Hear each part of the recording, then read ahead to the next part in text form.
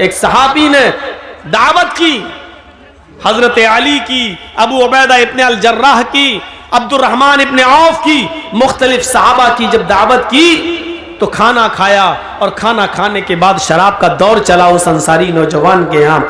जब शराब का दौर चला तो शराब पीने के बाद नशा आ गया, शाम का खाना जल्दी खा लिया, शराब पीने के बाद नशा आ गया, और नशा आते ही नमाज का वक्त हो गया, मगरिब का अजान की आवाज आने लगी।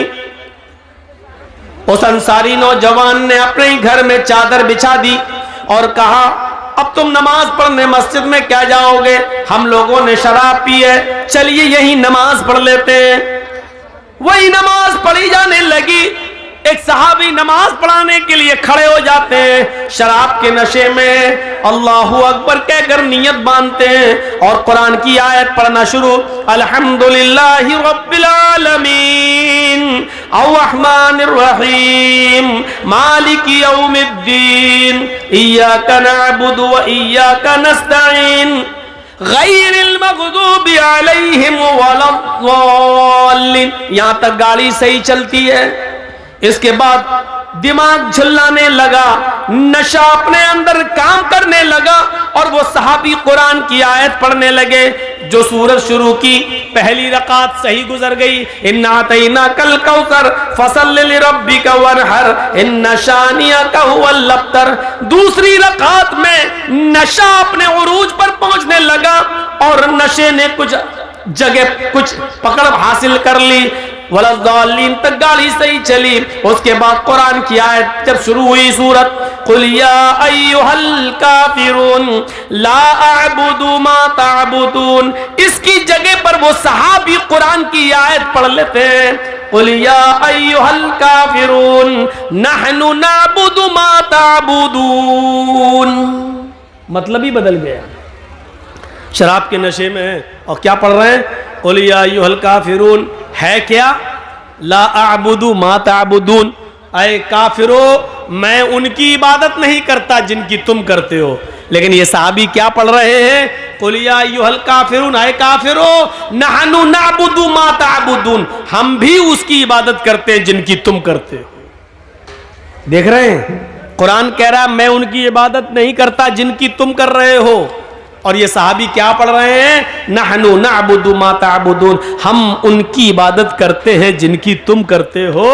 मतलब ही बदल गया। जैसी नमाज अल्लाह अल्लाह करके खत्म होती है, उधर मुहम्मदुर रसूलुल्लाह पर कुरान की आयत नाजिल होती है, या अय्युहल्लज़ीना आमनू ला तक़रबुस सलाह व अंतुम सुकारा, ईमानो वालो तुम उस वक्त नमाज के करीब मत जाओ जब तुम नशे में हो, ईमान वालो तुम उस वक्त शराब के करीब मत जाओ जब तुम नशे में हो, उस वक्त तक नमाज न पढ़ो जब तक कि तुम जान न लो हत्ता ला तालमू मा तक़ूलून, जो तुम्हारे मुंह से निकल रहा है उसको तुम समझने न लगो, उसको तुम जानने न लगो। जो तुम बोल रहे हो जब तक वो खुद तुम्हारी समझ में ना आने लगे कि क्या तुम क्या बोल रहे हो, उस वक्त तक नमाज के करीब मत जाओ। मेरे भाइयों, जब कुरान की आयतें नमाज में गलत पढ़ी जाने लगी और शराब पीकर लोग फख्र करने लगे, मैं तुमसे अफजल, मैं तुमसे ऊंचा, अरे मैं मुहाजिर हूं, अल्लाह के रसूल कुरैशी, मैं कुरैशी,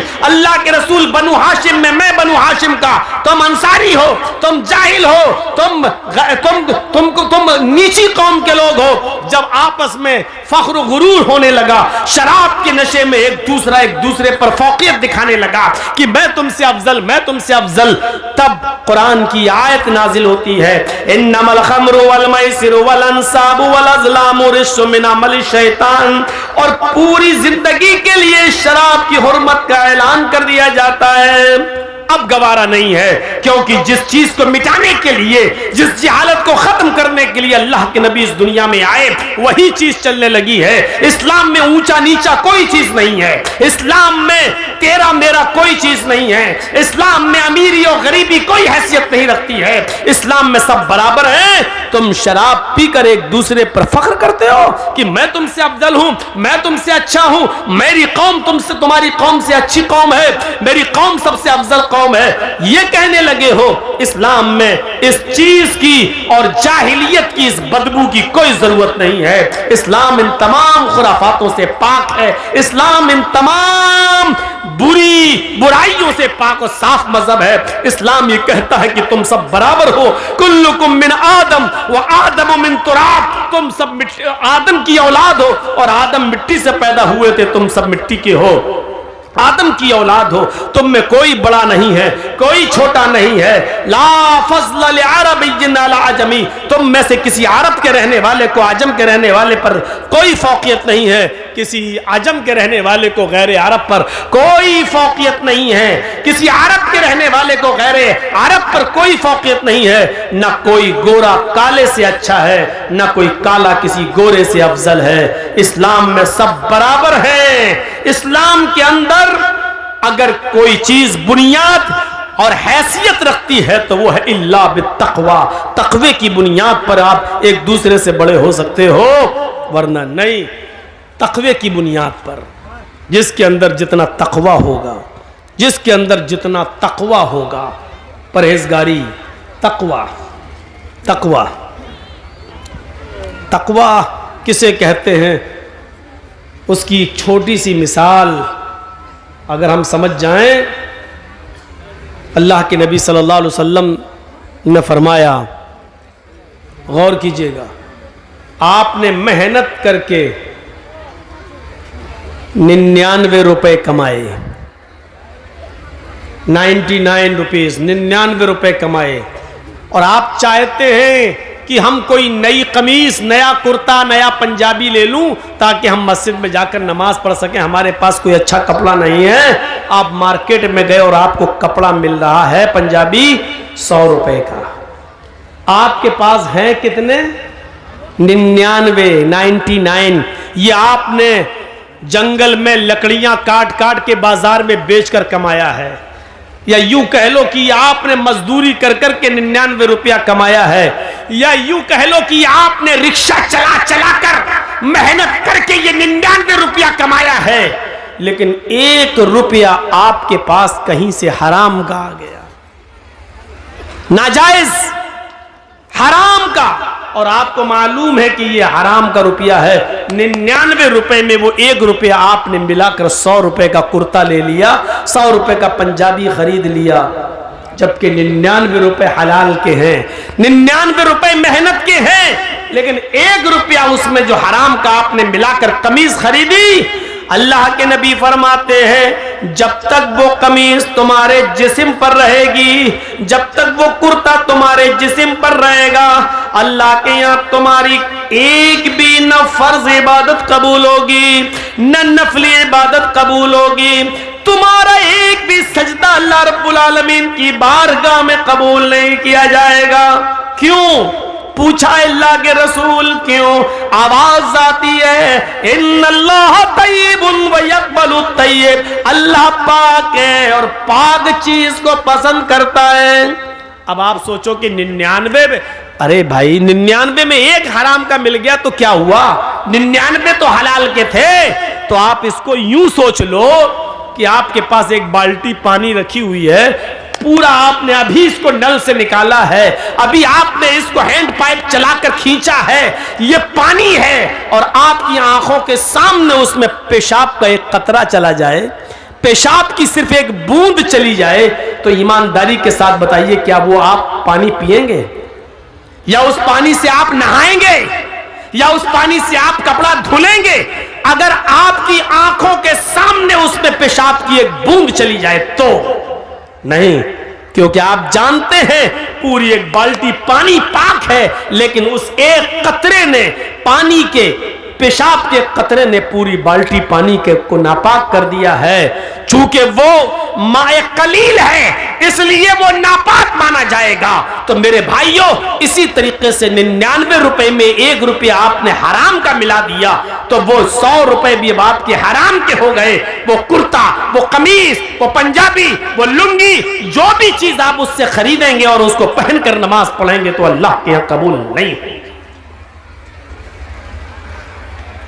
ये तकवे की एक मिसाल है, कैसे बचना है। इमाम गज़ाली रहमतुल्लाह अलैह अपनी मशहूर किताब अहयाउल उलूम के अंदर एक वाक़या नकल करते हैं कि एक शख्स ने किसी का मकान किराए पे लिया था। होता नहीं, हम लोग रेंट पे ले लेते हैं, चलो हम यहाँ रहेंगे, रह लिए। रेंट पर, किराए पर मकान खरीदा था। उस बुजुर्ग ने कोई लेटर लिखा, लेटर, खत। उस जमाने में लकड़ी का पेन चलता था, लकड़ी का कलम, और स्याही से, इंक से लिखा जाता था, डुबो डुबो कर। उसने सोचा कि अभी ये ताजा ताजा खत लिखा है, इस इंक को खुश्क करने की जरूरत है। तो वो जिस किराए के मकान में रहता था, उस किराए के मकान से थोड़ी सी मिट्टी उसने उठा ली और कागज पर डाल दी ऐसे, ताकि वो इंक जल्दी सूख जाए, खुश्क हो जाए। उसने सोचा थोड़ी सी मिट्टी लेने में हर्ज किया है, ये मकान अगरचे मेरा नहीं है, थोड़ी सी मिट्टी तो ले रहा हूं। मिट्टी, जमीन पर पड़ी हुई मिट्टी, उसने उसको लिया और लेटर पर, कागज पर ऐसे डाल दिया। रात में उस बुजुर्ग ने ख्वाब में देखा कि उसके ख्वाब में कोई फरिश्ता आ रहा है और उस बुजुर्ग से कह रहा है, तुमने किसी के मकान पर किराए पे रहते हो, तुम, ये तुम्हारा मकान नहीं है। तुमने इस मकान से थोड़ी सी मिट्टी लेकर जो कागज पर डाल दी है, कयामत के दिन तुम्हें पता चल जाएगा ये थोड़ी सी मिट्टी लेने का अंजाम क्या होता है। सोना नहीं लिया था, चांदी नहीं ली थी, दौलत नहीं चुराई थी, घर के जिस मकान में रह रहा उस मकान की कच्ची जमीन से थोड़ी सी मिट्टी उठाई थी और स्याही को, इंक को खुश करने के लिए कागज पर डाली थी। ख्वाब देख रहा है, कयामत के दिन तुम्हें पता चल जाएगा दूसरे के मकान से थोड़ी सी मिट्टी लेने का अंजाम क्या होता है। मिट्टी ली, तब यह हाल। जो दूसरों की दौलतों पे कब्जे कर रहे हैं वो अपना अंजाम सोचें, जो दूसरों की जमीन और जायदाद को हड़प कर रहे हैं वो अपना अंजाम सोचें, जो दूसरों की जमीन और जायदाद पर कब्जे कर रहे हैं वो अपनी फिक्र करें, जो अमानतों में खयानत कर रहे हैं, यतीमों, गरीबों, बेवाओं, मिस्कीनों और फकीरों का हक मार रहे हैं, वो अपना अंजाम सोचें। हक मारने की कई किस्में हैं। आप साहिब हैसियत और ज़कात नहीं देते तो यह भी हक मारना हुआ है।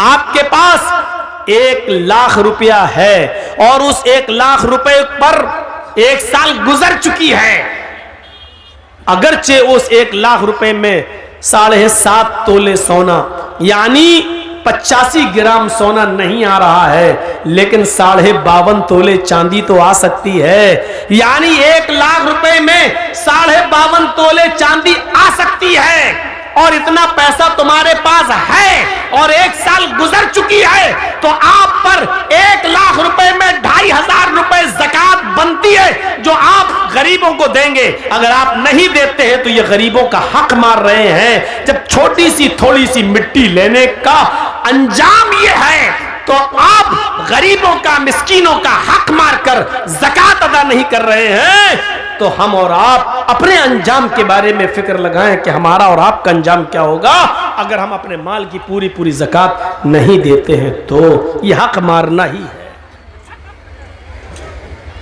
शराब की हुर्मत का ऐलान करते हैं अल्लाह के नबी सल्लल्लाहु अलैहि वसल्लम।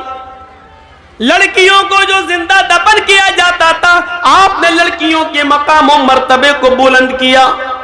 किसी हदीस में नहीं आता जो अपने लड़कों को पालेगा, पोसेगा, पढ़ाएगा, लिखाएगा और उनका निकाह कर देगा, अल्लाह उसको जन्नत में मेरा पड़ोसी बनाकर रखेगा, ये कहीं नहीं कहा तो अल्लाह के नबी ने क्या कहा? जिन लड़कियों को जिंदा दफन कर दिया जाता था, 4-4 साल पाल पोस कर जिनको पकड़कर दफन कर दिया जाता था, नबी अकरम सल्लल्लाहु अलैहि वसल्लम उन लड़कियों को इज्जत देते हैं जिस बाप की 3 बेटियां होंगी और जिसने उनको पाला होगा, बड़ा किया होगा, उनको पढ़ाया होगा, उनको अच्छा अदब सिखलाया होगा।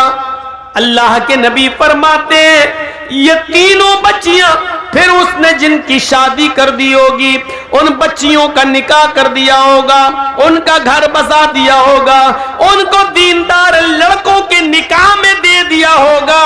कयामत के दिन ये बच्चियों का बाप इन तीन तीन लड़कियों की शादी कराने वाला कयामत के दिन मेरा पड़ोसी बनकर रहेगा।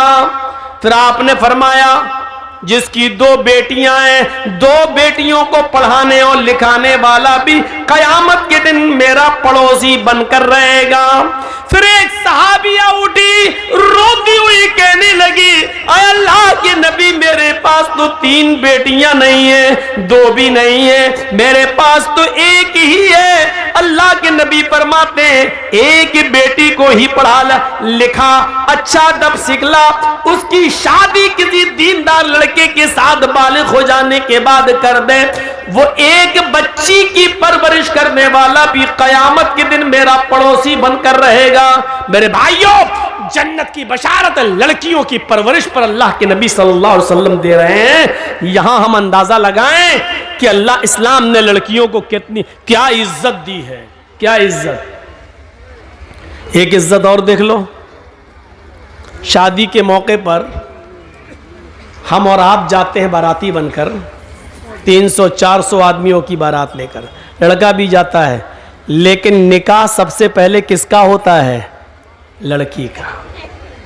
लड़की की इजाजत के बिना, लड़की के सिग्नेचर के बिना लड़के का निकाह नहीं हो सकता है। जिन लोगों की शादियां हुई हैं उन सबको मालूम होगा, जिनकी शादियां हुई। जाती ना आपके यहां बारात जाती है कि नहीं जाती है? आजकल कहना पड़ रहा बारात, वरना हकीकत यह है कि इनको कहना चाहिए चोर और डाकू जो बारातों में जाते हैं। हकीकत है, ये लड़की वाले के यहां जाते हैं।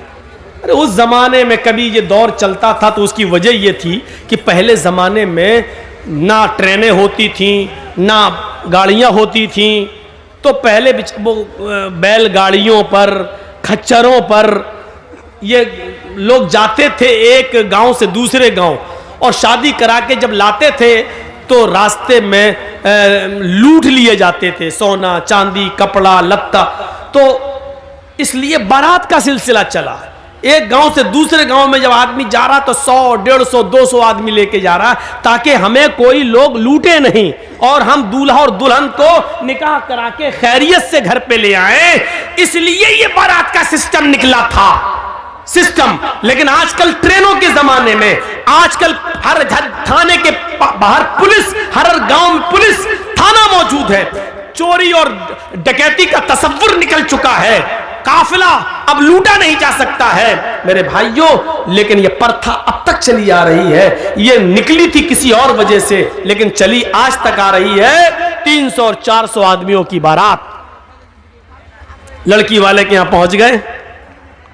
अब लड़की का बाप बेचारा सोच रहा है कि अच्छी से अच्छी मिठाई खिलाओ, क्योंकि ये लोग मुंह फट लोग होते हैं। बारात में जितने आते हैं मुंह फट्टे होते हैं। मुंह फट का मतलब समझ रहे हो? अगर थोड़ी सी भी मिठाई में या खाने में कमी हो गई तो जिंदगी भर लड़की को ताने मारे जाएंगे, तेरे बाप ने तो इज्जत ही नहीं की हमारी। इसलिए लड़की का बाप जानता, पहले इनके पेट की जहन्नम को भरो और अच्छा से अच्छा खिलाओ। जब तक इसके पेट की जहन्नम को सुकून नहीं मिलेगा तब तक मेरी बेटी सुकून के साथ घर में नहीं रह पाएगी। अब बारात पहुंच गई, निकाह का वक्त आया। पहले लड़के का निकाह नहीं होता है, पहले लड़की का होता है। और लड़की का हकीकत में निकाह नहीं होता है, बल्कि लड़की से इजाजत ली जाती है। शायद आपके यहां मालूम होगा, पीछे ले जाइए पैसा सर, वहां गिनिए।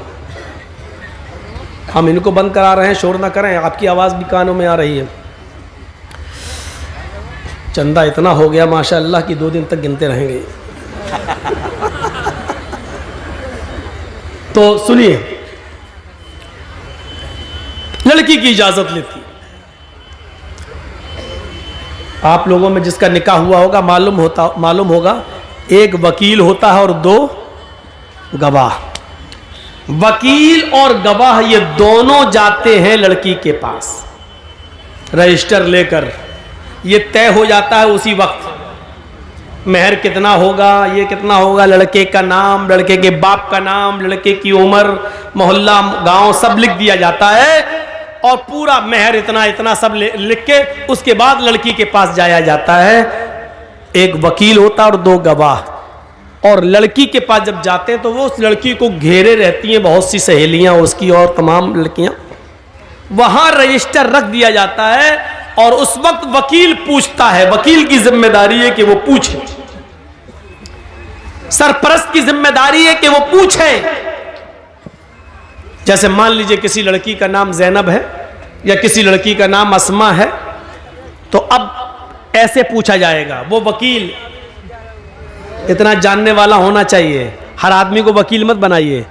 अब उस लड़की से ये पूछे कि हाँ अस्मा या हाँ जैनब, फला फला की बेटी जैनब, फला फला के बेटे इस नाम का, मसलन मोहम्मद असलम किसी का नाम है और उसके बाप का नाम मोहम्मद अकरम है। हाँ मोहम्मद असलम साहब सन ऑफ मोहम्मद अकरम या अकरम साहब के बेटे मोहम्मद असलम के साथ आपका निकाह इतने इतने रुपए मेहर के एवज या इतना सोना या इतनी चांदी या इतना कपड़ा मेहर के एवज आपको उनके निकाह में दिया जा रहा है। क्या आप उस लड़के को निकाह में कबूल करती हैं? क्या वो लड़का आपको कबूल है? वकील जोर से पूछेगा, इतनी जोर से कि उस लड़की के कान में यह आवाज जाए। अब 2 तरीके हैं। एक चीज तो यह है कि लड़की बोल दे हाँ मुझे वो कबूल है, और अगर नहीं बोलती है, खामोश रहती है, तो वो भी काफी है। अल्लाह के नबी ने फरमाया इज़्नुहा सिमातुहा, उस लड़की की खामोशी ही उसकी इजाजत है। जबरदस्ती उससे नहीं कहलवाया जाएगा। कुछ जाहिल लोग पहुंच जाते हैं, कबूल किया, अब वो खामोश है। बताओ बेटा कबूल किया? बेटा हमने सुना नहीं, बोलो कबूल किया। अब वो शर्म, बेचारी कुंवारी लड़की है, शर्म आ रही है।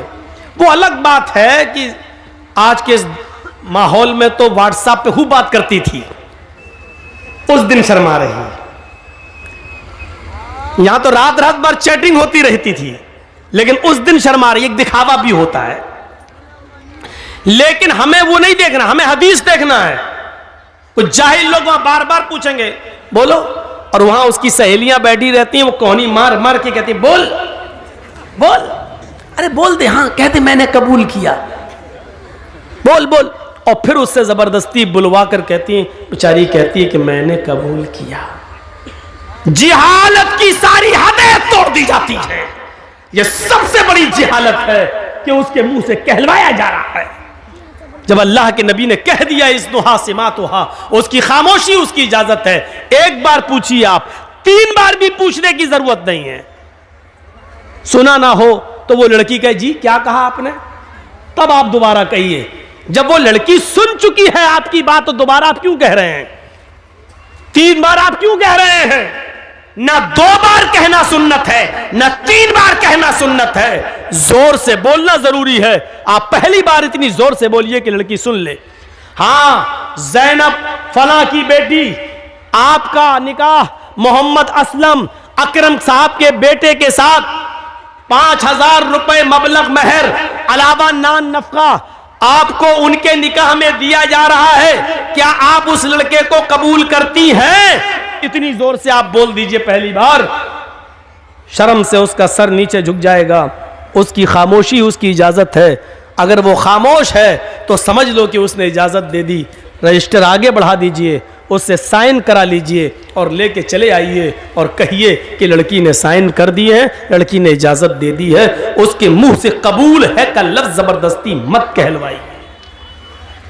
ये उस औरत के लिए है जो शादीशुदा हो और जिसकी तलाक हो चुकी हो। उसको आप दोबारा निकाह उसका हो रहा, उसको बोलना पड़ेगा, क्योंकि अब उसके अंदर से शर्म निकल चुकी है।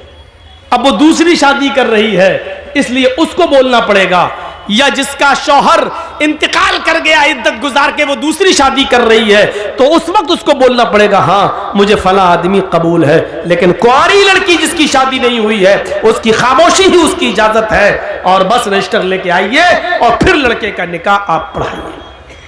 लड़के का निकाह होगा, लड़की की इजाजत ली जाएगी। और याद रखना,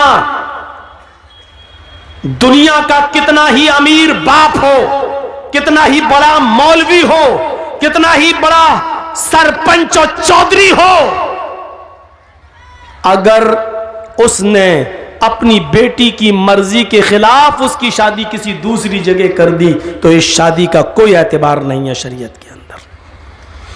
मसलन हम जहां करना चाह रहे हैं शादी, मेरी बेटी वहां तैयार नहीं है। मेरी बेटी जहां शादी करना चाह रही है वहां हम नहीं चाहते कि वो शादी करे। हमने अपनी पसंद का लड़का लाकर उसका निकाह करा दिया और बेटी मजबूर होकर उसके साथ निकाह करती है। लेकिन वो काजी से ये कहती है, काजी साहब निकाह पढ़ाने वाले से कहती है, मौलाना साहब ये निकाह मेरी मर्जी के खिलाफ मेरे बाप ने जो लड़का लाकर रख दिया है ये दिल से मुझे पसंद नहीं है। काजी साहब निकाह नहीं पढ़ाएंगे और अगर पढ़ा देते हैं तो उसके निकाह की कोई हैसियत नहीं है।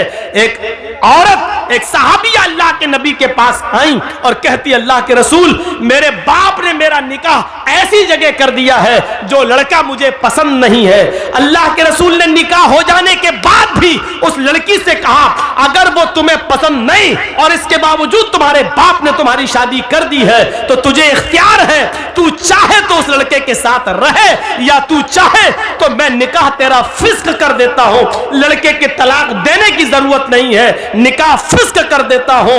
एक इद्दत गुजारेगी हैज की, जिसका निकाह फिस्क होगा उसकी इद्दत 3 महीने नहीं है, सिर्फ एक हैज उसकी, एक पीरियड उसकी इद्दत है।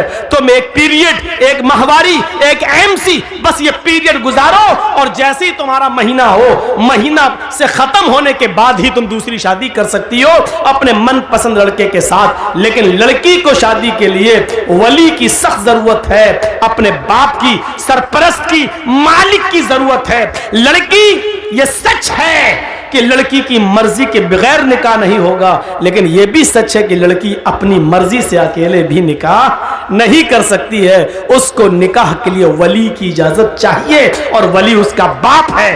बाप अगर दिमागी तौर पर कमजोर है तो चचा है, चचा दिमागी तौर पर कमजोर है तो लड़की का भाई है, और लड़की का भाई भी नहीं तो कोई और जो उसका रिश्तेदार करीबी होगा उसकी इजाजत चाहिए। लेकिन जिस लड़की का कोई ना हो तो फिर काजी खुद वली बन सकता है। जैसे मौलाना जर्जीस अगर किसी का निकाह पढ़ा रहे हैं, लड़की का बाप भी नहीं है, लड़की का भाई भी नहीं है, लड़की का चचा भी नहीं है, तो फिर मौलाना जर्जीस खुद काजी, खुद वली बन सकते हैं और उस लड़की का वली बनकर निकाह करा सकते हैं। काजी वली बन सकता है।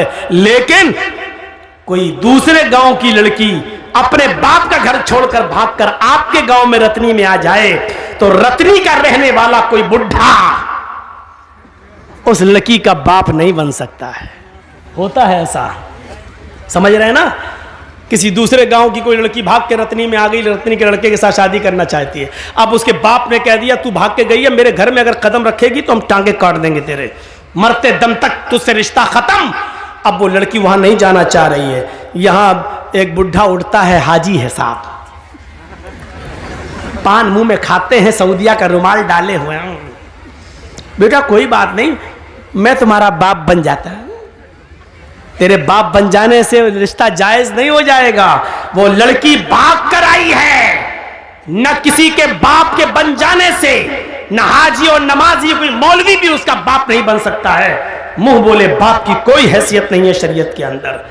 कल ये लड़की अगर हज करने जाती है तो मुंह बोले बाप के साथ नहीं जा सकती है, मुंह बोले भाई के साथ नहीं जा सकती है। शरीयत ने ये इजाजत नहीं दी जो चाहे उसका बाप बन जाए, फिर तो कोर्ट मैरिज भी इस्लाम में जायज हो जाएगी। जबकि हमारा सबका इज्तिमाई फतवा है, देवबंदी, बरेलवी, यहां तक के शिया भी यहां तक कि अहले हदीस भी, सबका इज्तिमाई फैसला है और इज्तिमाई फतवा है कि कोर्ट मैरिज माँ बाप की इजाजत के बगैर जो लड़के और लड़कियां कोर्ट में कर रहे हैं, इस्लाम के अंदर, शरीयत के अंदर इस कोर्ट मैरिज की कोई हैसियत नहीं है, यह जायज नहीं है। कोर्ट मैरिज के बावजूद लड़का और लड़की जिनाकारी करेंगे, हरामकारी करेंगे, उनसे जितनी औलाद पैदा होगी सब हरामी और नाजायज औलादें मानी जाएंगी। मेरे प्यारे साथियों, शरीयत के अंदर वली चाहिए, वली, लड़की को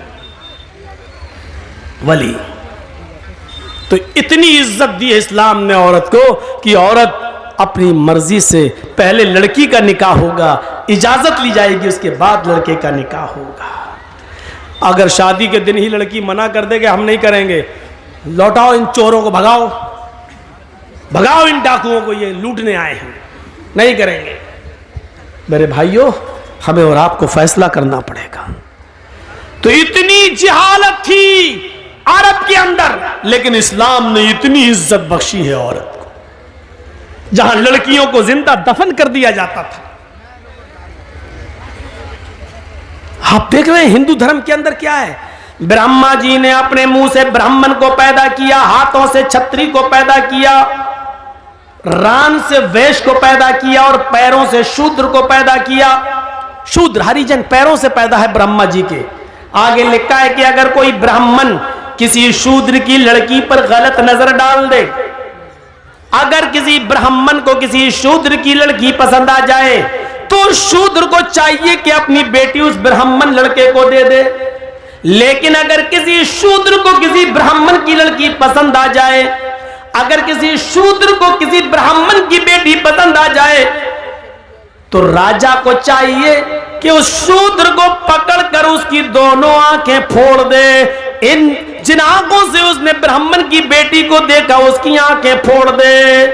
गौर करें आप, ब्राह्मण को अगर पसंद आ जाए तो शूद्र को अपनी बेटी दे देना चाहिए, लेकिन शूद्र को अगर ब्राह्मण की बेटी पसंद आ जाए तो राजा को चाहिए कि वो शूद्र की दोनों आंखें फोड़ दे। ये इज्जत है औरत की हिंदू धर्म में, देख लीजिए आप। और इस्लाम इसके बरक्स क्या कहता है कि लड़की की इजाजत के बगैर तुम निकाह तक नहीं कर सकते हो। आपने देखा है कि औरत का मकाम इस्लाम के अंदर क्या है, और मजीद देखना चाहते हो तो आओ मैं तुम्हें दिखाऊं एक औरत को क्या सम्मान दिया है। कभी हज करने गए हो? नहीं। अल्लाह ताला हम सबको तौफीक दे हज करने की। अल्लाह रब्बुल आलमीन उस मुकद्दस मकाम पर हम सबको पहुंचाए। जब आप जाएंगे या जो लोग गए हैं उनसे पूछिए, आप पहले उम्रा करेंगे, और उम्रा जब आप करेंगे तो जाते ही आप एहराम की हालत में पहले खाने काबा का तवाफ करेंगे, 7 चक्कर लगाएंगे। खाने काबा का तवाफ पूरा करने के बाद आप मकाम इब्राहिम के पास 2 रकात नमाज पढ़ेंगे। अगर वहां जगह न मिल सके भीड़ में तो पूरे खाने काबा में जहां आपको जगह मिले वहां 2 रकात आप नमाज पढ़िए। फिर आपको जो दुआ मांगना है मांगिए। उसके बाद आपको सफा और मरवा की सई करना पड़ेगी, सफा और मरवा का चक्कर लगाना पड़ेगा। आपको पहला चक्कर सफा से शुरू करना है, मरवा तक जाना है, मरवा से फिर लौट के आना है, सफा तक जाना है। आपको आने और जाने को मिलाकर 7 चक्कर लगाना है। जब सफा से मरवा की तरफ आप जाएंगे तो पहले आप नॉर्मल चाल चलेंगे, नॉर्मल, फिर हरी बत्ती लगी हुई है, ग्रीन सिग्नल। जब आप ग्रीन सिग्नल पे पहुंचेंगे तो वहां थोड़ा सा सीना तान कर, थोड़ा सा सीना तान कर, अकड़ कर ऐसे ऐसे आप दौड़ेंगे। बहुत तेज नहीं जैसे रन ले रहे हो क्रिकेट का, ऐसे नहीं, हल्का हल्का दौड़ेंगे और सीना थोड़ा सा ऐसे ऐसे ऐसे करते हुए आप हल्के हल्के दौड़, ऐसा लगे कि हाँ दौड़ रहे हैं, लेकिन स्पीड बहुत तेज नहीं, हल्की हल्की चाल से दौड़ते हुए आप जाएंगे। क्यों? आप फिर दूसरी हरी बत्ती लगी है, वहां आप फिर नॉर्मल चाल से शुरू करेंगे। फिर हरी बत्ती लगी है, फिर वहां आप सीना तानेंगे और अकड़ के चलेंगे। फिर मरवा से आते वक्त भी आप ऐसा ही करेंगे। इन मकामात पर जहां हल्का हल्का सीना तान कर दौड़ा जाता है वहां हजरते हाजरा दौड़ी थी। जब उनके बेटे को पानी नहीं मिल रहा था, जमीन पर एड़ियां रगड़ रहे थे इस्माइल, मुंह में अंगूठा रखे चूस रहे थे, और हाजरा कह रही थी अल्लाह मेरा बेटा प्यासा है, तेरा बंदा इब्राहिम इसको तेरे सुपुर्द करके गया है, मुझे और इस बच्चे को तेरे सुपुर्द करके गया है। जब मैंने पूछा कि मुझे किसके हवाले करके जा रहे हो, किसके हवाले, इला मन ततरुकुना, हमें किसके हवाले छोड़ के जा रहे हो?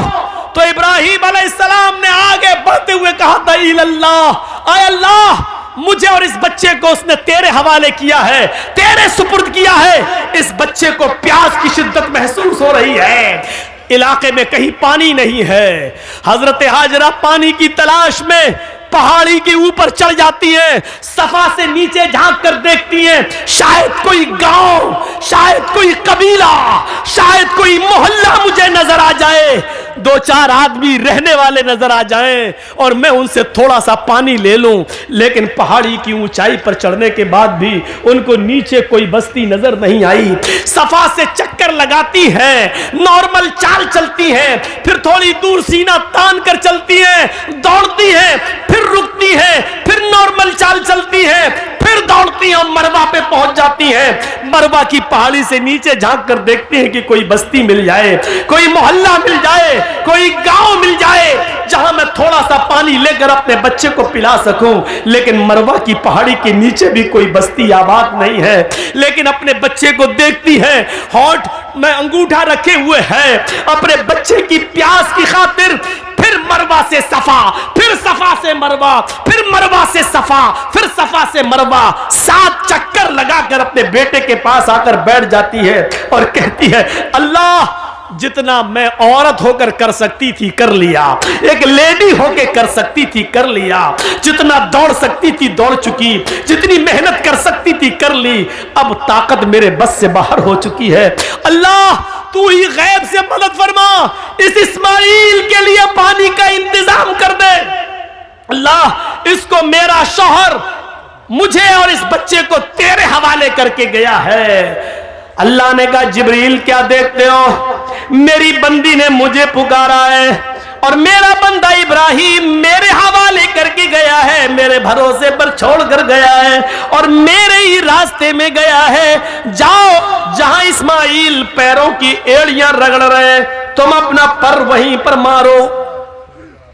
जिब्रील अमीन आसमान से नीचे उतरते हैं और जहां इस्माइल एड़ियां रगड़ रहे थे वहीं पर मारते हैं और पानी का चश्मा जारी हो जाता है, पानी बहने लगता है। हाजरा उस पानी को देखकर खुश हो जाती हैं और उसको मुंडेर बांधने लगती है। पानी इधर उधर बहने लगा, वो सोच रही थी कि पानी कहीं खत्म ना हो जाए, इसलिए समेटने लगी। कितना समेटेंगी, पानी का चश्मा निकल रहा है, पानी इधर उधर ऐसे समेट रही है और अब अबरानी जबान में कह रही हैं, जम जम।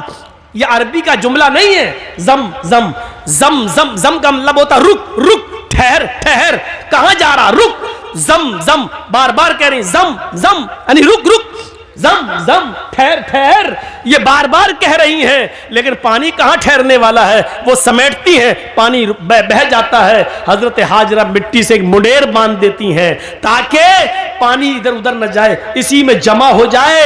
मेरे भाइयों, अल्लाह के नबी ने फरमाया, अल्लाह हाजरा पर रहम फरमाए। अगर हाजरा ने उस पानी की बाउंडेशन न की होती, हाजरा ने उस पानी की मुंडेर न बांधी होती, हाजरा ने उस पानी को रोका ना होता, तो अल्लाह उस पानी को सारी दुनिया में पहुंचा देता। और जो चीज आम हो जाए फिर उसकी कदर नहीं होती। देख रहे हो ना, गंगा का पानी हर जगह बहता फिरता, कोई कदर है? जो चाहता उसमें लैट्रिन कर देता, जो चाहता पेशाब कर देता है, जो चाहता उसमें पायखाना कर रहा है, जो चाहता उसमें गंदगी फेंक रहा। बार बार योगी और मोदी सरकारों को लोग ललकार रहे, तुम तो कह रहे थे हम गंगा की सफाई करेंगे, आज तक गंगा की सफाई नहीं हुई है। सरकारें कटघरे में खड़ी हैं, गंगा की सफाई नहीं हो पा रही है। अब इस पानी की कोई कदर नहीं, क्योंकि जो चीज आम हो जाती है उसकी कोई कदर नहीं होती है। आज जमजम की कदर इसलिए है क्योंकि वो आम नहीं हुआ है। हजरत हाजरा ने उसकी मुंडेर बांधी। अब आपको जो बताना चाहता हूं वो ये, हाजरा सफा से मरवा तक जा रही हैं, कहीं कहीं सीना तान के जा रही हैं और दौड़ती हुई जा रही हैं। हर हाजी को जहां पे हाजरा दौड़ी थी, आज हाजरा की सुन्नत को जिंदा करना पड़ता है। वहाँ हर हाजी को थोड़ा सा या उम्रा करने वाले को सीना तान कर दौड़ना पड़ता है। अल्लाह के रसूल ने औरतों को मना कर दिया है, फरमाया है कि हमारी उम्मत की औरतें सीना तान कर नहीं दौड़ेंगी, वो अपनी नॉर्मल चाल में चलेंगी। लेकिन अल्लाह के रसूल ने हाजियों को, मर्दों को यह हुक्म दिया है कि उनको हाजरा की इस अदा को जिंदा करना होगा। जहां हाजरा नॉर्मल दौड़ी थी तुम्हें नॉर्मल दौड़ना है, और जहां हाजरा तेज दौड़ी थी वहां तुम्हें थोड़ा तेज दौड़ना है। जहां हाजरा ने थोड़ा सीना निकाल कर दौड़ी थी वहां तुम्हें थोड़ा सा सीना निकाल के दौड़ना है। मेरे भाइयों, हाजी और मोहतमिर, उम्रा करने वाला हाजरा की इस अदा को जिंदा करता है, और इसको अल्लाह रब्बुल आलमीन ने हज और उम्रा जैसी इबादत का एक हिस्सा बना दिया है। जहां हाजरा के पैर दौड़ रहे हैं वही हाजी का पैर, और इसको इबादत। गौर करो, लिखो मीडिया वालों, लिखो अगर तुम्हारे कलम में ताकत है, सीआईडी वालों और वो लोग जो ये कहते हैं कि इस्लाम ने औरतों को पर्दे की चार दीवारी में बांध दिया है, औरतों पर जुल्म किया है, औरतों को घर से बाहर निकलने की इजाजत नहीं है। औरत को इस्लाम ने यह इज्जत दी है कि जहां हाजरा तेज दौड़ी वहां तुम्हें भी दौड़ना है, जहां हाजरा सीना निकाल के दौड़ी वहां तुम्हें भी निकालना है। और जब तक कोई हाजरा की सुन्नत को जिंदा नहीं करेगा, अल्लाह उसके हज और उम्रे को कबूल नहीं करेगा। हाजरा के नक्शे पाकों, हाजरा के नक्शे कदम को अल्लाह ने अपनी इबादत का एक हिस्सा बना दिया है। एक औरत के नक्शे कदम को अल्लाह ने अपनी इबादत बना दिया हो, इससे बड़ा एक औरत का मकाम क्या हो सकता है? इससे बड़ी एक औरत की इज्जत क्या हो सकती है? इससे बड़ा एक औरत का सम्मान क्या हो सकता है? कोई किसी मजहब ने औरत के पैर, औरत के हाथ, औरत के कदम को अपनी इबादत का हिस्सा नहीं बनाया है। आज भी देख लीजिए, हिंदू धर्म के अंदर बीवी की लंबी उम्र के लिए कोई रोजा और इबादत नहीं है, लेकिन आदमी की लंबी उम्र के लिए औरतों को करवा चौथ का रोजा रखना पड़ता है। यहां उल्टी गंगा बहती है। देखिए, मैं किसी मजहब पर तनकीद नहीं कर रहा हूं, हर आदमी आजाद है, किसी भी मजहब पर वो अमल कर रहा है। हमें जबरदस्ती किसी को अपने मजहब में शामिल नहीं करना, आजाद है वो। लेकिन मुआजना जब किया जाता है तो बताया जाता है, मेरे भाइयों, हमारे यहाँ एक मर्द अगर 2 या 3 या 4 बीवी रख ले तो बड़ा एतराज, इस्लाम ने 4-4, वाह, एक औरत को 4 औरतों की इजाजत है, एक मर्द को, एक औरत को 4 मर्द रखने की इजाजत क्यों नहीं है? बड़े एतराजात उठते हैं। मेरे भाइयों, हम चाहें तो लौट कर तुम्हें भी जवाब दे सकते हैं। 5 पांडव एक ही पत्नी रखते थे, द्रौपदी। 5 पांडव की एक ही पत्नी थी, द्रौपदी। 5 भाइयों ने एक ही औरत को रखा था, द्रौपदी। आप अंदाजा लगा सकते हैं, हमें वो लोग नसीहत करते हैं जो खुद शीशे के मकान में रहते हैं और हमारे पत्थर के मकान पर पत्थर, मजबूत मकान पर पत्थर मार के गिराना चाहते हैं। उनको ये नहीं मालूम कि तुम्हारा मकान शीशे का है। अगर इधर से जवाब में एक पत्थर हमने फेंक दिया है तो तुम्हारे मकान का हाल क्या होगा? मेरे भाइयों, जो खुद शीशे के मकान में रहते हो उनको दूसरों के पत्थर के मकान पर पत्थर फेंकने का हक नहीं है। उनको डरना चाहिए, अपने मकान के कमजोर होने का एहसास होना चाहिए, एहसास उनको होना चाहिए। जो हमारे नबी की 11 और 12 बीवियों पर एतराज करते हैं, उनको कृष्ण कन्हैया की गोपियों की तादाद मालूम होनी चाहिए। 16,108 शीशे के मकान में रहने वाला किसी के मजबूत मकान पर पत्थर नहीं फेंकता है, क्योंकि वो जानता है कि अगर जवाब पे इसमें पत्थर फेंका तो हमारे शीशे के मकान का हाल क्या होगा। इसलिए अक्लमंदी इसमें है कि आदमी किसी दूसरे के मजहब पर बगैर पढ़े लिखे तनकीद न करे, बल्कि हर मजहब को इज्जत की नजर से देखे। हम आपके मजहब की इज्जत करते हैं, लेकिन इस बात की इजाजत नहीं देते कि हमारे मजहब पर तनकीद हो। आप हमारे मजहब की इज्जत कीजिए और इस बात की इजाजत मत दीजिए कि हम आपके मजहब पर तनकीद करें। तनकीद करने का कोई हक नहीं है। मेरे भाइयों, जिस मजहब में जो अच्छाइयां हो वो ले लेना चाहिए। अच्छाई जहां से मिले वो हमारी खोई हुई अमानत है, उसे हमें ले लेना चाहिए। और बुराई जिस मजहब के अंदर भी हो, जिस धर्म के अंदर भी हो, उसको छोड़ देना चाहिए, चाहे वो किसी भी मजहब के अंदर पाई जा रही हो। मैं ये कह सकता हूं कि इस्लाम के अंदर कोई बुराई नहीं है। मुसलमानों में बुराइयों की कमी नहीं है। दोनों बातें अलग अलग हैं।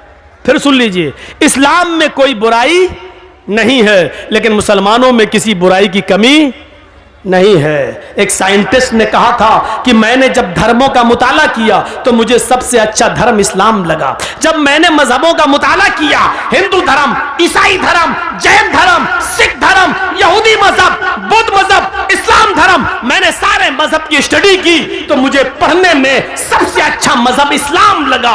लेकिन जब मैंने दुनिया घूम कर देखा और हर मजहब के मानने वालों का जायजा लिया, मैंने यहूदियों की बस्ती में यहूदियों को देखा, ईसाइयों की बस्ती में ईसाइयों को देखा, जैनियों की बस्ती में जैनियों को देखा, और हिंदुओं की बस्ती में हिंदुओं को देखा, बुद्धिस्टों की बस्तियों में बुद्धिस्टों को देखा, मुसलमानों की बस्ती में और मोहल्ले में मुसलमानों को देखा। मैंने हर बस्ती में हर मजहब के मानने वालों का जायजा लिया तो मुझे दुनिया की बिगड़ी हुई बदमाश बदकम्माश कौमों में सबसे ज्यादा बदतर और सबसे ज्यादा नालायक कौम मुसलमान नजर आई। हकीकत कड़वी मगर हक बजाने में उसने बात कही है। यह क्या बात है कि दूसरों की बुराई हमें सुनकर बड़ा मजा आता है। अगर हमारे अंदर भी कोई कमी है तो उसको सुनने की भी क्षमता हमारे अंदर होनी चाहिए। हम उस साइंटिस्ट की तारीफ करते हैं कि उसने हमारे मजहब को गलत नहीं कहा। हम उस साइंटिस्ट की तारीफ करते हैं कि कौमों का मुआयना करने के बाद सबसे ज्यादा कमी उसको अगर नजर आई तो मुसलमानों की नजर आई। उसने क्या कहा? मैंने जब धर्मों का मुताला किया तो सबसे अच्छा मजहब इस्लाम लगा, लेकिन जब हमने कौमों का मुआयना किया तो सबसे बदतर कौम मुझे मुसलमान नजर आई। और आप देख लो 30 करोड़ 35 करोड़ मुसलमान पूरे भारत में, 4 लाख से ज्यादा मदरसे पूरे भारत में, 4 लाख से ज्यादा पूरे भारत में मदरसे, 50 लाख से ज्यादा उलमा। एक लिस्ट दे रहा हूं आपको, गौर कीजिए। मुसलमान कितने? 30 से 35 करोड़। मदरसे कितने पूरे हिंदुस्तान में? 50 लाख, 4.5 लाख, 4 से 4.5 लाख। उलमा कितने? 50 लाख से ज्यादा। इतने मदरसे, इतने उलमा, इतनी बड़ी तादाद मुसलमानों की। मस्जिदें भी मेरे भाइयों मदरसों से कम नहीं, 5 से 6 लाख मस्जिदें पूरे हिंदुस्तान के अंदर। लेकिन नमाजियों की तादाद पर आप गौर करेंगे तो सिर्फ 2%। मस्जिदों में नमाज पढ़ने वालों की संख्या 2%, 100 में सिर्फ 2 आदमी, 2 मुसलमान। गौर कर रहे हैं? 30 से 35 करोड़ मुसलमान, 4 से 4.5 लाख मदरसे, 5 से 6 लाख मस्जिदें, 50 से 60 लाख उलमा। इतनी बड़ी तादाद के होने के बावजूद मस्जिदों में नमाज पढ़ने वालों का परसेंट 2%, जुमे में 5%, ईद और बकरीद रमजान में 10%, थोड़ा सा बढ़ जाते हैं। ईद और बकरीद में यह तादाद बढ़ के 15 और 20%। ये 80% कहां गए? और 5 वक्त होने वाली नमाज में 98% मुसलमान कहां? ये मुहासिबा कौन करेगा? ये हिसाब कौन करेगा? तुम अपने बच्चों से उनकी पढ़ाई लिखाई का हिसाब नहीं कर पाते हो, नमाज और रोजे का हिसाब क्या करोगे? अल्लाह के रसूल ने हिसाब किताब बताया था, जब तुम्हारा बच्चा 7 साल का हो तो नमाज पढ़ने का हुक्म दो। ना पढ़े कोई बात नहीं, कभी पढ़ेगा कभी छोड़ेगा, लेकिन 10 साल का हो तो मार मार के नमाज पढ़ने ले जाओ। अगर नहीं पढ़ता तो मारो। नबी ने तरीका बताया था, नमाज पढ़ने के लिए आदत डलवाई थी और 10 साल के बाद मारने का हुक्म दिया था। लेकिन जब बाप ही नमाज नहीं पढ़ता तो वो अपने बच्चे को क्या मारेगा? है? हम तसव्वुर करें, गुस्सा आता है। मैं ये नहीं कहूंगा कि गुस्सा नहीं आना चाहिए। गुस्सा जिंदों को आता है, मुर्दों को नहीं। गुस्सा जिंदों को आता है, मुर्दों को नहीं। मैं बिल्कुल नहीं कहूंगा कि तुम्हें गुस्सा नहीं आना चाहिए, गुस्सा आना चाहिए, लेकिन गुस्सा कब आना चाहिए? कब? जब कोई जय श्री राम का नारा लगाए तो उसके जवाब में तुम अल्लाहू अकबर का नहीं। गुस्सा तब आना चाहिए जब आप अपने बेटे के हाथ में शराब की बोतल देखें। गुस्सा तब आना चाहिए जब रात के 12 बजे आपकी जवान बेटी बिस्तर पर लिहाफ और रजाई के अंदर मोबाइल चला रही है और फेसबुक चला रही है, एंड्रॉइड मोबाइल इस्तेमाल कर रही है। आपको गुस्सा आना चाहिए। आपको गुस्सा आना चाहिए कि आपकी बीवी पूरे दिन बाजार में शॉपिंग करती रही और शाम को घर आई। आपको गुस्सा आना चाहिए कि बेपर्दगी के साथ वो घर से निकली तो किसकी इजाजत लेके गई।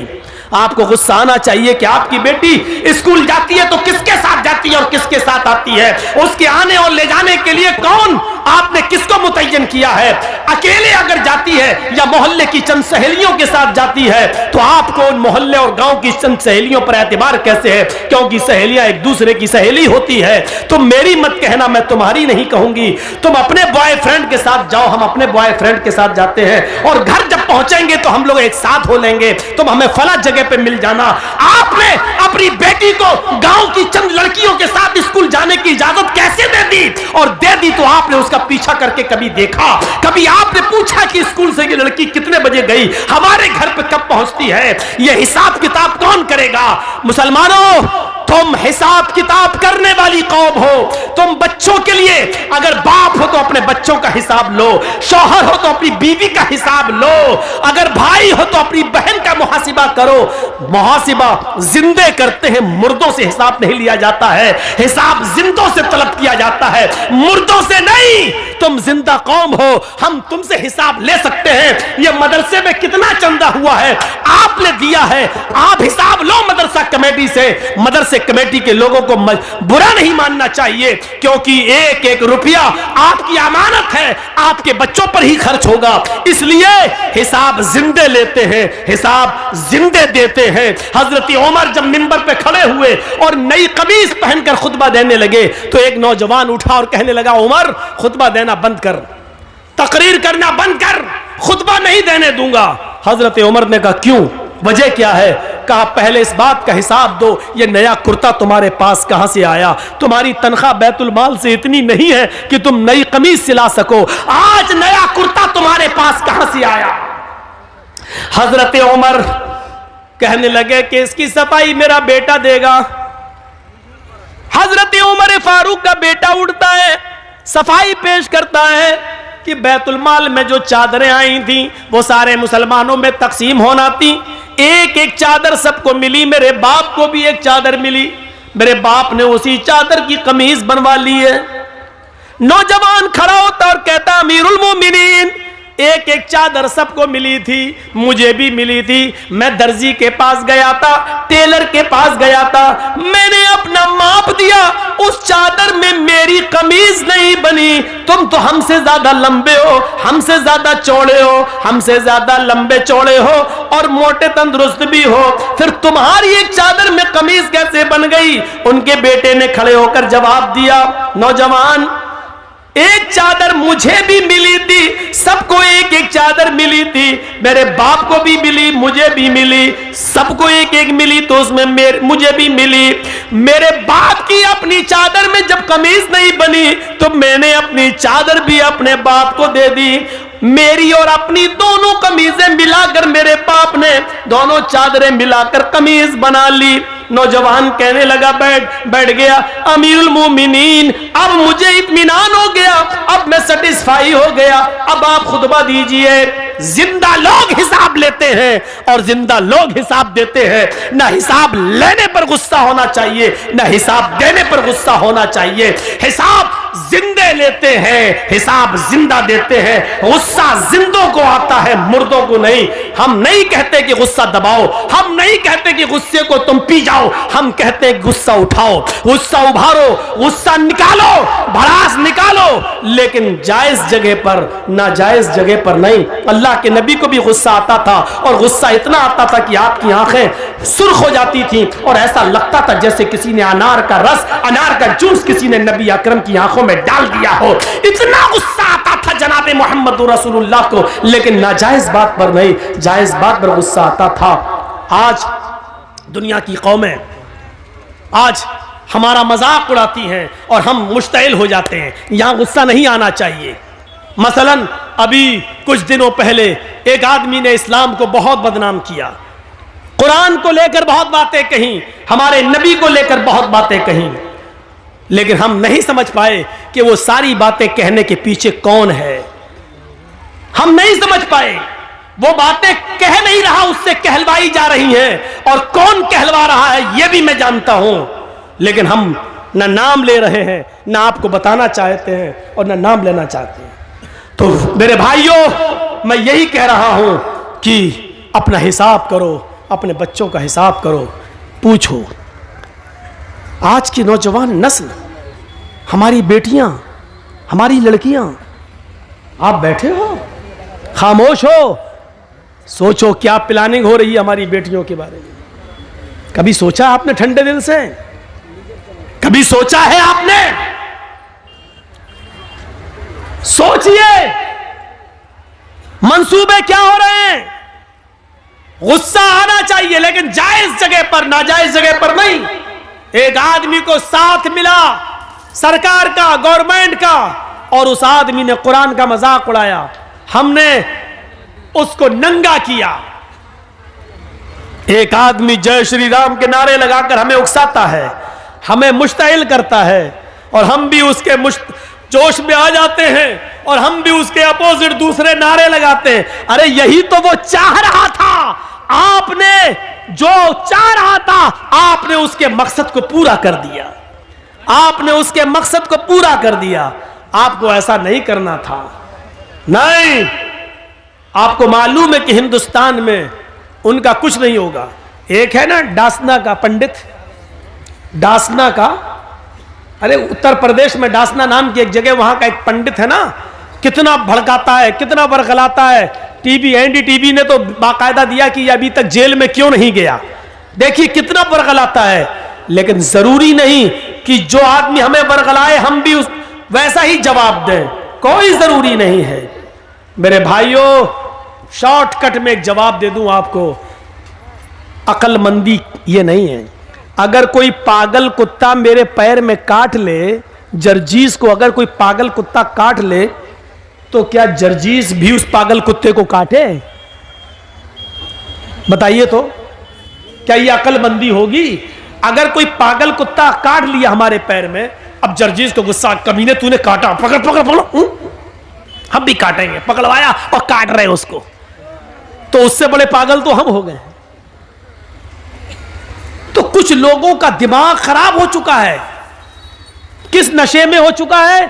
उनके साथ पुलिस की ताकत है, उनके पास एसएसपी और डीएम की ताकत है, उनके पास हुकूमत की ताकत है। वो जानते हैं हम कुछ भी कह देंगे हमारा कुछ नहीं होगा।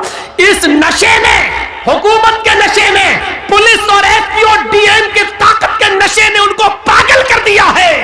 वो हमें बरगलाएंगे। अक्लमंदी यह है कि उनके बरगलाने में हम ना आए। हाथी का काम होता है खामोशी के साथ चलते रहना, और कुत्तों का काम होता है भौंकते रहना। अगर हाथी भौंकने वाले कुत्तों को पीछे मुड़ के देखने लगा, तो हाथी जिस मंजिल पे जाना चाहता नहीं पहुंच पाएगा। हाथी चलता रहता है, वो जानता है कि ये कुत्ते हैं, इनकी आदत भौंकने की है, भौंकते रहेंगे, थक जाएंगे, खुद ही छोड़ देंगे। इन भौंकने वाले कुत्तों को उनकी हालत में छोड़ दो। हम भौंकने वाले कुत्तों का नाम भी ले देते, लेकिन इन यूट्यूबर वालों की वजह से नहीं ले रहे हैं। आप समझ जाओ, और जिसने इन भौंकने वाले कुत्तों को समझ लिया वो पूरी तकरीर समझ गया। समझ लो कि वो कामयाब हो गया। मेरे भाइयों, ये यूट्यूबर वाले तुम्हें समझने नहीं दे रहे हैं, लेकिन हमने तुम्हें समझा दिया इशारों में। जो इन भौंकने वाले कुत्तों को समझ जाए वो पूरा जलसा समझ गया, और समझ लो कि मुखिया जी के कराए हुए जलसे को आपने कामयाब कर दिया। मेरा इशारा समझ जाओ, भौंकने वाले कुत्ते कौन हैं, और हाथी बनने की कोशिश करो। खामोशी के साथ चले जाओ और भौंकने वाले कुत्तों के भौंकने का जवाब मत दो। यही तुम्हें इस्लाम ने सिखाया है। अपनी आदत बदलो, वरना काटे जाओगे और मारे जाओगे, पकड़े तुम ही जाओगे।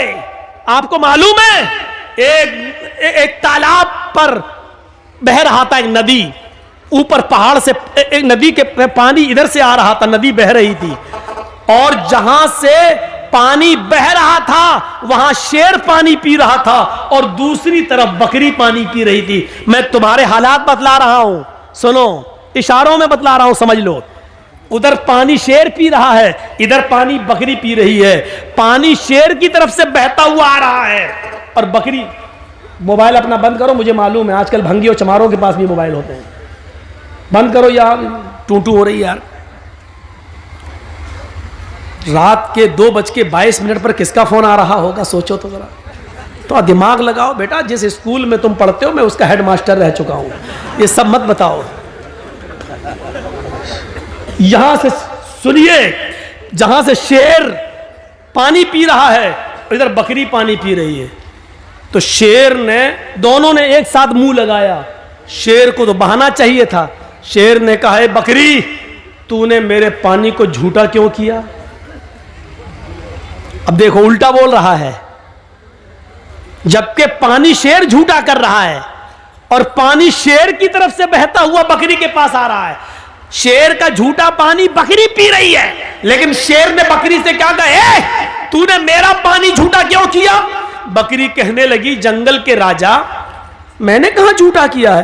पानी तो आपकी तरफ से बहता हुआ आ रहा था, आपका झूठा पानी मेरी तरफ आ रहा था, मैंने तो आपका झूठा पानी पिया। बकरी का ये जवाब सुना शेर ने तो कहा, अच्छा मुंह भी चला रही है, मुझसे बहस भी कर रही है। आया और मारा पंजा और फाड़ दिया बकरी को और खा गया। ये सूरत हाल है तुम्हारी और हमारी।